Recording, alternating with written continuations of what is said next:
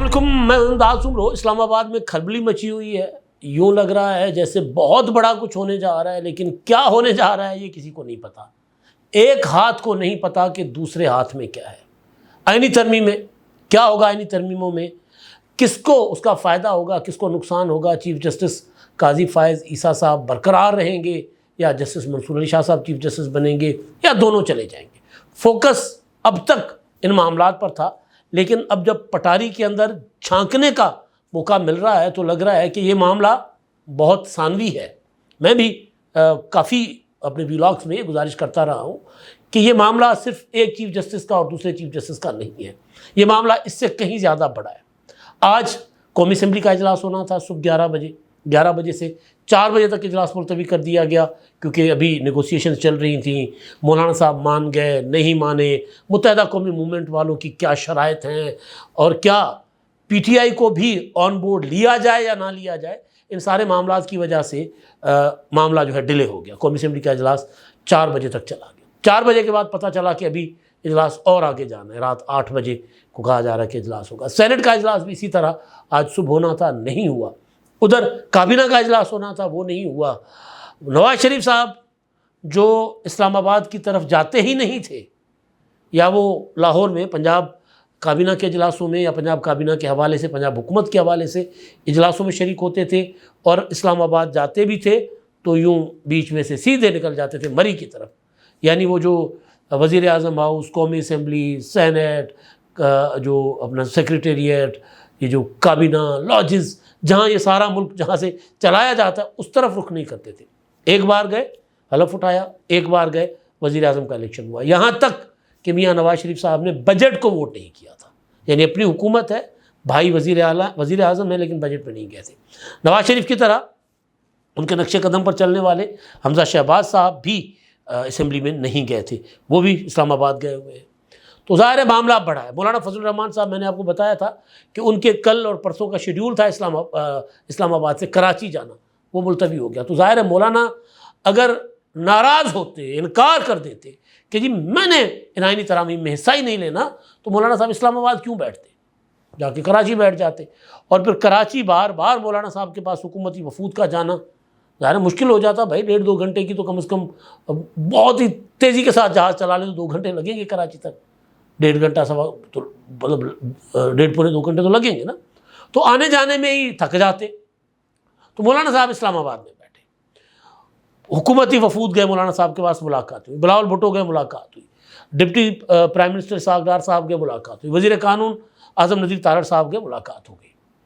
اور مولانا صاحب صرف ایک چیز جو مولانا صاحب شاید نہ مانے، اور وہ یہ ہے کہ چیف جسٹس کے متعلق کوئی ترمیم نہیں ہونی چاہیے، جو مجھے، لیکن باقی معاملات میں مولانا صاحب بڑے کلیئر ہیں۔ مولانا صاحب نے جس دن قومی اسمبلی میں کھڑے ہو کے تقریر کی تھی، وہ تقریر واضح اعلان تھا آئینی پیکج کا حصہ بننے کا۔ انہوں نے کہا تھا کہ 19ویں ترمیم پارلیمنٹ کو بلیک میل کر کے افتخار چودھری نے کروائی تھی ججز کے تقرر کے معاملے پر، اس کو ختم کرنا چاہیے پارلیمنٹ کو۔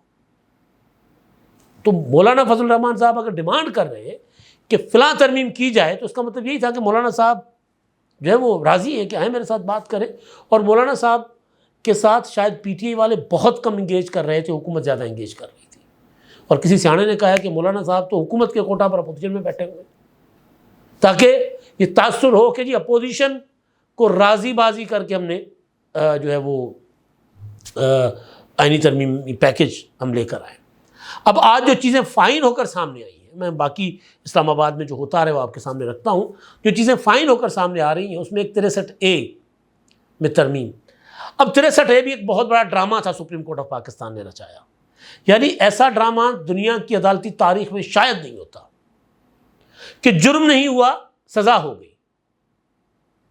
کہ مجرم اگر یہ کہے کہ جی مجھے بتائیں، مجرم نہیں بندہ، کہ اگر میں یہ کام کروں تو مجھے کیا سزا ہوگی،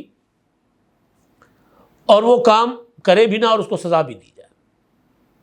سوال یہ تھا، ایوان صدر نے ریفرنس بھیجا تھا عارف علوی نے، جب عمران خان کے خلاف تحریک عدم اعتماد پیش کی جا رہی تھی 8 مارچ کو تحریک عدم اعتماد پیش ہوئی تھی اور پی ٹی آئی چلی گئی کہ جی جناب صدر صاحب کے پاس، اور شعیب شاہین بھی چلے گئے تھے کہ جی یہ تو ووٹنگ تو نہیں ہو سکتی اس پر، منیر فرقان کا تو ووٹ کاؤنٹ نہیں ہو سکتا۔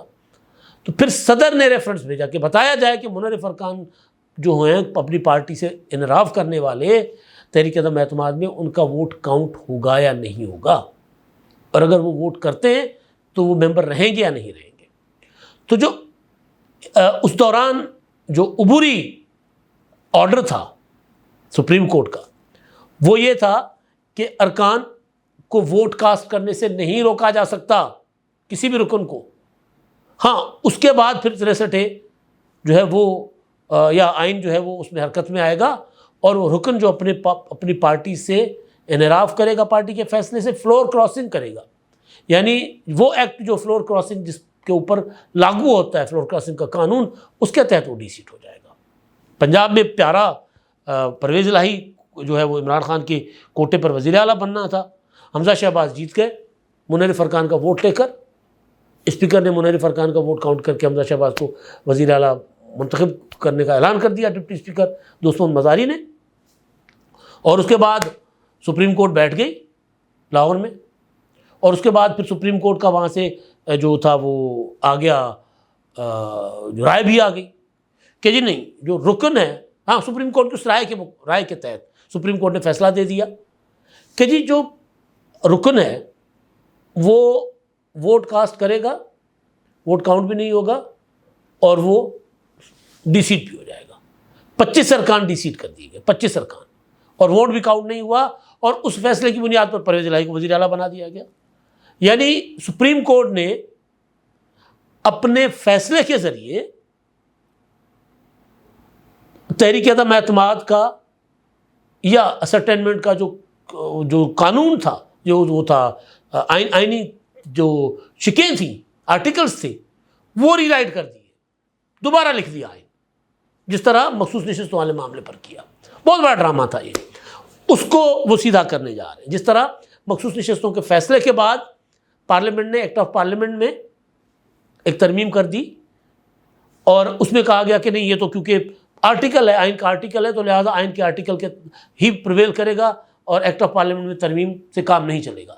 تو اس کو بھی سیدھا کرنے جا رہے ہیں، اور وہ والا جو تشریح کا فیصلہ تھا اس کو بھی سیدھا کرنے جا رہے ہیں۔ دوسرا آئینی عدالت۔ اب آئینی عدالت وہ گیدڑ سنگھ ہی ہے جس سے سارے مسائل حل ہو جائیں گے۔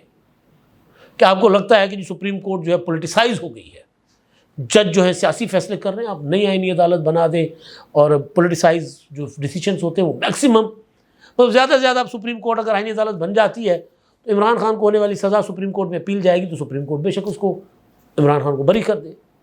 لیکن یہ تو نہیں نہ ہو سکتا کہ سپریم کورٹ پارلیمنٹ کی حدود میں تو مداخلت نہیں کرے گی نا، تو آئینی عدالت میں نئے جج لے آئیں، کریڈیبل چہرے لے آئیں جو آئین اور قانون میں واقعتاً یقین رکھتے ہوں، جن کا کوئی پولیٹیکل ٹلٹ نہ ہو سوائے آئین کے، اور جو پارلیمنٹ کی سپرمیسی کو مانے۔ یہ جو آئین سپریم ہے کہ نہیں، جو رٹ ہے نا، مطلب آئین بنانے والی پارلیمنٹ سپریم نہیں ہے، آئین سپریم ہے، یعنی خالق سپریم نہیں ہے، مخلوق سپریم ہے۔ یہ عجیب و غریب قسم کے، کبھی کہا جاتا تھا کہ نہیں سپریم کورٹ سپریم ہے، جب افتخار چودھری پیارا لگتا تھا لوگوں کو تو وہ کہتے نہیں نہیں سپریم کورٹ سپریم ہے، پارلیمنٹ سپریم نہیں ہوتی۔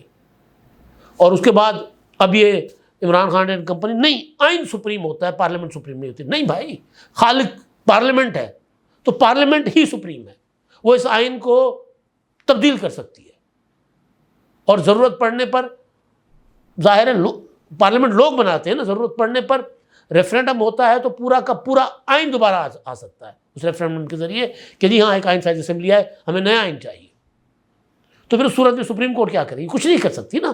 تو سپریم کورٹ تو اسی پارلیمنٹ کے تابع ہے، وہ سپریم کورٹ آئین لکھ رہی ہوتی تھی۔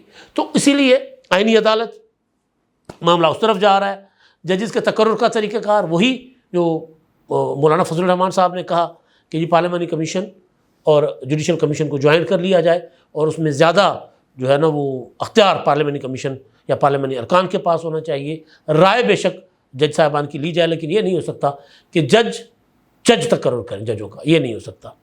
تو اس سارے معاملے پر اب چیزیں چل رہی ہیں، ججوں کی عمر کا معاملہ بھی چل رہا ہے، بہت کچھ چل رہا ہے۔ اب ہوا یہ ہے کہ ایک اور خبر آ گئی، اور وہ ایک اسپیشل کمیٹی کا اجلاس آج ہوا، خورشید شاہ صاحب کی زیر صدارت، پی ٹی آئی کے علی گور خان صاحب اور باقی بھی شریک ہوئے. اس کے متعلق میڈیا رپورٹ کر رہا ہے، ذرا یہ ہضم اس طرح نہیں ہو رہی، لیکن بہرحال وہ یہ رپورٹ کر رہا ہے میڈیا کہ جی اس میں پی ٹی آئی نے بھی مشروط آمادگی کا اظہار کر لیا ہے اپنا آئینی ترامیم میں. میں تو پہلے دن سے کہہ رہا ہوں کہ پی ٹی آئی کے پاس بہت اچھا موقع ہے کہ اس عمل کا حصہ بنے. کل کو جو روتے پھریں گے کہ یہ زیادتی ہوگی، تو آج آپ کو لگتا ہے کہ ہم چاہتے ہیں. دیکھیں 18ویں ترمیم اتفاق رائے سے ہوئی تھی نا، اس میں جو چیزیں نواز شریف صاحب کو جو جائز چیزیں تھیں جس پر اب نواز شریف صاحب پچھتا رہے ہیں، نیب کو ختم نہ کرنا، 62-63 کو ختم نہ کرنا، اور یہ آئینی عدالت نہ بنانا، اور بہت کچھ تھا، اس میں نواز شریف صاحب نہیں مانے تھے. بھائی ٹھیک ہے، نہیں مانے، انہوں نے کہا چلے یار کوئی نہیں، آگے مطلب کون سا پارلیمنٹ ختم ہونے جا رہی، سسٹم ختم ہونے جا رہی ہے، آگے چل کے بھائی پتہ چل جائے گا سب کو کہ کیا ہونا چاہیے تھا، کیا نہیں ہونا چاہیے تھا. آج نواز شریف صاحب اور مسلم لیگ نون چاہتی ہے کہ آئینی عدالت ہو، آج وہ چاہتے ہیں کہ 62-63 ختم ہو، نیب کو دفن کر دیں، بلکہ وہ چاہتے ہیں سارے. تو تجربہ ہوتا ہے، آپ بیٹھے حکومت کے ساتھ بیٹھ جائیں، کہیں کہ یار یہ نہ کریں، یہ کریں. جو چیز آپ کی واقعی صاحب ہوگی، جس چیز میں وزن ہوگا، وہ آپ کی قبول کر لی جائے گی. باقی مطلب ایک بتریا گئے شخص کے اس میں انگوٹھے کے نیچے اگر جس کو کچھ نہیں پتا، ککھ بھی نہیں پتا، جس کو نہ سیاست کا پتہ ہے، ہاں اس کو انتشار پیدا کرنے کا، افراتفری پیدا کرنے کا، وہ اس میں ایکسپرٹ ہے، کنسٹرکٹیو نہیں ہے. سیاست جو ہے وہ تعمیری سوچ کے ساتھ چلنے کا نام ہے، اور اسی کے ساتھ کامیابی ملتی ہے نا. تخریبی سوچ سیاست نہیں ہوتی. اس لیے میں کہتا ہوں، لوگ کہتے ہیں کہ آپ تو کہتے ہو سیاستدان نہیں ہے، اس نے تو پورے سسٹم کو یرغمال بنایا ہوا ہے. تو بھائی سسٹم کو تو یرغمال سکندر نے بھی بنایا ہوا تھا، بندوق لے کر آ گیا تھا اسلام آباد میں، کھڑا ہوا تھا. تو بہرحال اب جو میں کنکلوژن نکال رہا ہوں آج کی صورتحال کا، ابھی کیا ہو تھوڑی دیر میں پتہ چل جائے گا آج، لیکن میں جو کنکلوژن نکال رہا ہوں وہ یہ ہے کہ خان صاحب کے پاس نہ 2 رہیں گی نہ 6 رہیں گی. خان صاحب اب وہ ایک انڈین مووی ہے کاجول، اس میں کہتی ہے کہ میرا پہلا پیار ادھورا رہ گیا، رفت بھی روتے ہوئے. عمران خان صاحب کہیں گے کہ میرا آخری پیار بھی ادھورا رہ گیا. آخری پیار کون ہے؟ مولانا فضل الرحمان. آخری پیار کون سا ہے؟ مولانا محمود خان اچکزئی صاحب. دیکھیں جو پولیٹیکل لوگ ہوتے ہیں نا، انگیج کرتے ہیں، وہ انگیج کر رہے ہیں. مولانا صاحب کے پاس بار بار جا رہے ہیں دروازے پر، اچکزئی صاحب کے پاس جا رہے ہیں. مخصوص کمیٹی ہی صحیح پارلیمنٹ کی، اس میں پی ٹی آئی کو بریفنگ دے رہے ہیں، ان کیمرہ بریفنگ دیا کہ جی ہم یہ کرنے جا رہے ہیں، آپ اس میں آ سکتے ہیں یا نہیں آ سکتے. بیرسٹر گوہر کہتے ہیں ہمیں ان کیمرہ بریفنگ دی گئی ہے، لیکن ہم نے اپنی طرف سے کسی کو کوئی آفر نہیں کی، نہ کوئی ہم نے تجویز دی ہے. اب تک بات آ گئی نا، آپ اب اس پر آگے چلیں، اور چلے گی پی ٹی آئی. اس میں نقصان عمران خان کا ہونا ہے. اب جو کچھ ہو رہا ہے ملک مطلب اڈیالہ میں بیٹھے ہوئے عمران خان صاحب پریشان ہوں گے، ٹکرے ماریں گے. ترامیم بے شک چیف جسٹس کو ایکسٹینشن نہ ملے، آئینی عدالت بن جائے، عمران خان صاحب ٹکرے ماریں گے، پریشان ہوں گے. پارٹی کے ارکان میں میری انفارمیشن تھی 14، لیکن آج مجھے کسی نے کنفرم کیا کہ 11 پی ٹی آئی کے ارکان جو ہیں، جو آزاد حیثیت میں جو مختلف شکلوں میں، وہ پی ٹی آئی کا ساتھ چھوڑنے جا رہے ہیں. آئینی ترمیموں میں ضرورت پڑی تو وہ پیکیج میں ووٹ دیں گے. یہ چیز دوسری، مولانا فضل الرحمان صاحب کی طرف ابھی تک پی ٹی آئی والوں کی امید تھی کہ مولانا صاحب ہمارے ساتھ ہاتھ ملائیں گے. جب مولانا صاحب اپنی شرائط منوا کر ہی صحیح ووٹ دیں گے بطور اپوزیشن آئینی ترمیموں کو، آئینی پیکیج کو، تو عمران خان صاحب کی پریشانی. محمود خان اچکزئی اگر اس طرف جاتے ہیں تو عمران خان صاحب کی پریشانی، نہیں جاتے تو بھی محمود خان اچکزئی صاحب عمران خان صاحب کے لیے کام نہیں کر رہے. تو جو کھلبلی مچی ہے، یہ جو کچھ ہو رہا ہے، یہ ایک پولیٹیکل عمل کا حسن ہے. مجھے اس بات سے، میں ضرور اس بات کا قائل ہوں کہ آئینی ترمیم میں اتنی چھپ چھپا کے دبا کے نہیں کرنی چاہیے تھی. مگر سوال یہ ہے کہ جب یہاں عدالت کے اندر بیٹھ کر سیاست ہو رہی ہو، کہ جس دن آئینی ترمیم کے لیے اجلاس بلایا جاتا ہے، اجلاس ہوتا ہے، خبر آتی ہے کہ آئینی ترمیم ہے، اس دن 8 جج صاحبان اپنا حکم نامہ جاری کرتے ہیں وضاحت کے نام پر کہ الیکشن کمیشن ابھی کے ابھی، آج کے آج تحریک انصاف کو سارے کے سارے ارکان دے دے جو ہم نے مخصوص نشستوں کے فیصلے کے مطابق کہے تھے. اور پھر الیکشن کمیشن اگر ایسا نہیں کرے گا تو الیکشن کمیشن کو خمیازہ بھگتنا پڑے گا. اور پی ٹی آئی کے چیئرمین گوہر خان ہیں. پی ٹی آئی مطلب گوہر خان پی ٹی آئی کے چیئرمین کب تھے؟ تو جب اس طرح کی چیزیں ہوں تو پھر سیاستدان بھی حق بجانب ہیں کہ یار ہمیں سینے سے کارڈ لگا کر کھیلنا پڑتا ہے، ورنہ دوسرے جن کو سیاست نہیں کرنی، جن کو آئین اجازت نہیں دیتا سیاست کرنے کی، وہ سیاست کر دیتے ہیں اور پھر ہم ہاتھ ملتے رہ جاتے ہیں۔ لہٰذا سیاست کرنا ہمارا کام ہے، اور سیاست تاش کے پتوں کی طرح ہوتی ہے۔ آپ نے اپنی بازی، اپنی چال کب چلنی ہے وہ آپ نے کسی کو نہیں بتانا، کارڈ سینے سے لگائے رکھنے پڑتے ہیں۔ اور اس وقت جو سیاستدان کر رہے ہیں، میرا گلا شکوہ اپنی جگہ، لیکن اگر میں سپریم کورٹ کی طرف دیکھوں، بازو والی بلڈنگ کی طرف دیکھوں، تو پھر مجھے سیاستدان حق بجانب لگتے ہیں۔ مجھے لگتا ہے کہ آج کل پرسوں ان 2-3 دنوں میں سارا کٹی کٹا نکل جائے گا، تو پھر سپریم کورٹ کی عمارت کا قد چھوٹا ہو جائے گا، کیونکہ ایک آئینی عدالت اگر بن جاتی ہے تو وہ دیگر معاملات دیکھے گی۔ یہاں قتل کا معاملہ، چوری کا معاملہ، ڈکیتی کا معاملہ، فراڈ کا معاملہ، اس کے اوپر اپیلیں سنی جائیں گی۔ اب تک کے لیے اتنا ہی، اللہ حافظ۔